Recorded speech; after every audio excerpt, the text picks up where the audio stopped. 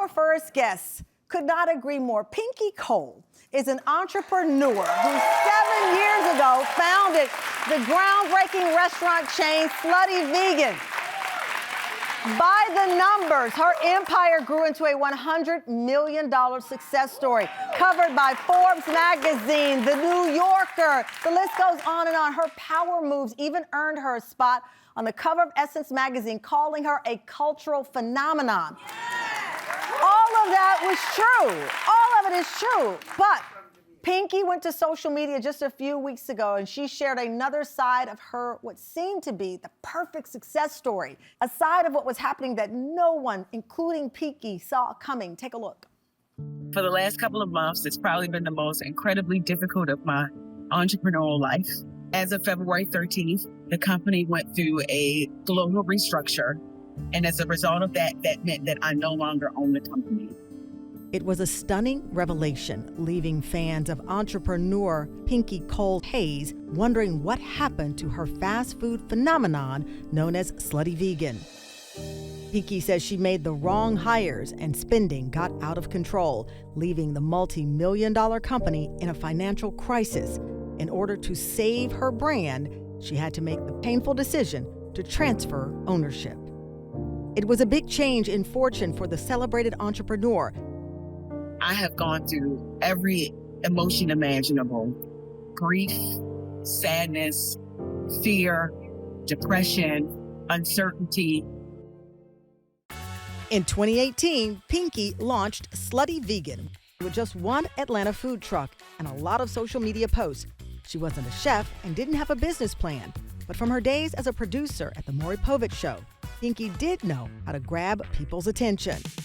Her reimagined meatless burgers quickly became a viral hit, and Slutty Vegan soon had daily lines hours long and over 500 people deep.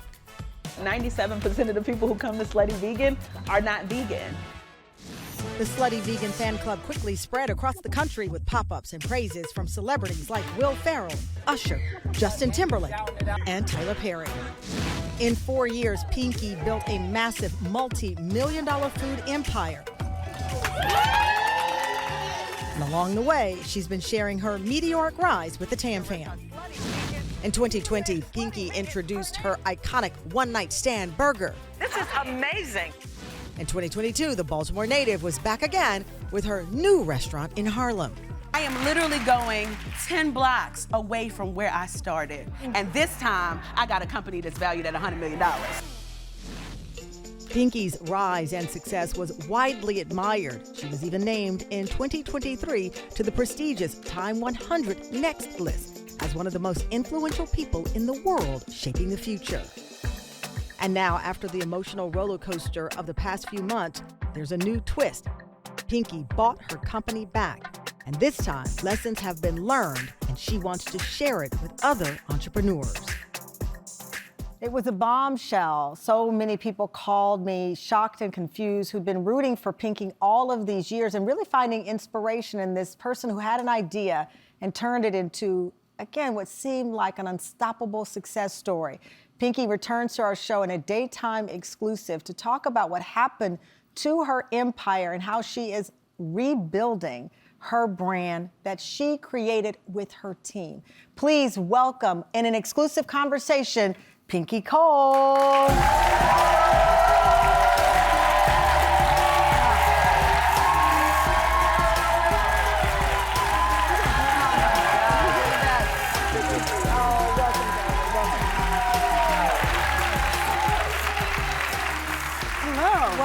Welcome to the show. Listen, I was torn about this, how to start this, because on one end, I wanted you sitting right here. Yes. When I said Pinky Cole is back with us. The other hand, I said, she deserves this grand walk through these doors because you earned it. Don't make me cry today. Let me get my tissue now. I want to go back a bit because the last time we saw each other, you were talking about opening the Harlem location. Mm-hmm. There was a big moment because some people don't realize, and we talked about it, you worked as a producer at Maury Povich. I did. So to open up this location in Harlem meant what for you? I'm in everything. I had a location in Harlem before on 145th between 7th and 8th. Yeah. And it was an opportunity to come back home. I'm not from New York, but it felt like it because I lived here and I worked on the TV show for so many years. So opening in Harlem felt good. Opening all of my locations felt good. In total, how many locations did you? In total, 14. 14 locations. 14 locations, yeah. And we've done a lot of great work over the years. Yeah, because you were here before. We talked about the philanthropic work that you and your husband do. So it wasn't just about having this great idea that turned into a hit.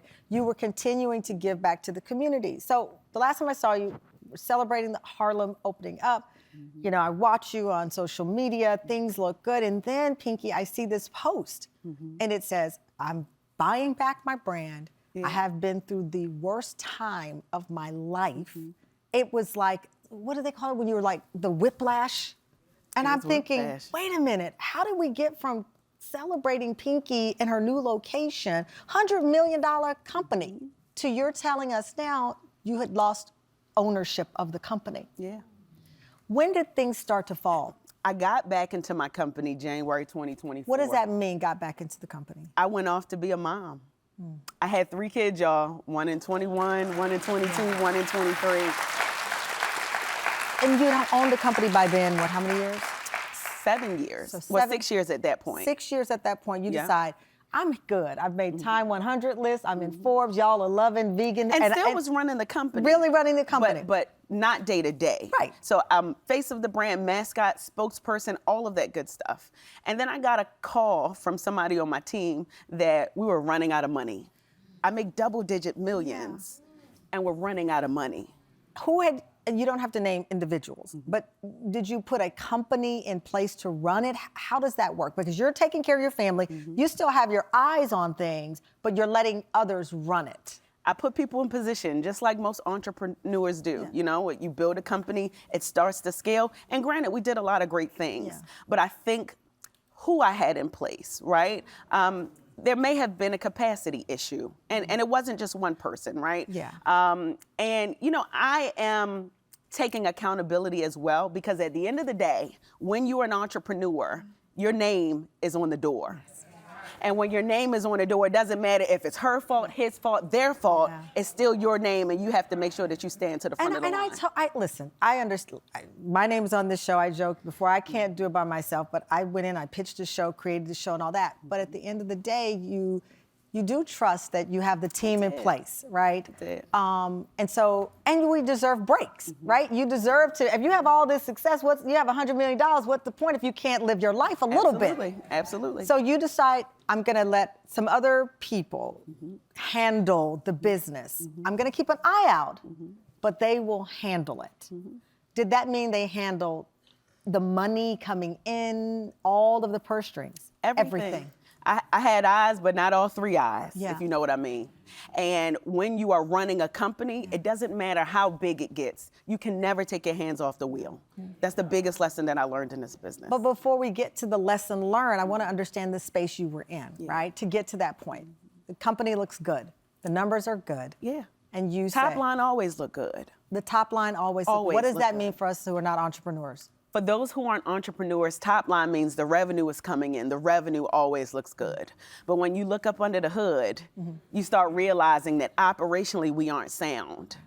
And that's a tough pill to swallow, because first of all, the restaurant industry is very difficult to run anyway, right? So we were ahead of our means when it came to growing and scaling the company. Coming up, with her business struggling, a devastating car accident becomes a tipping scale for Pinky, how she is rebuilding not only her business, but her mind and body after the break.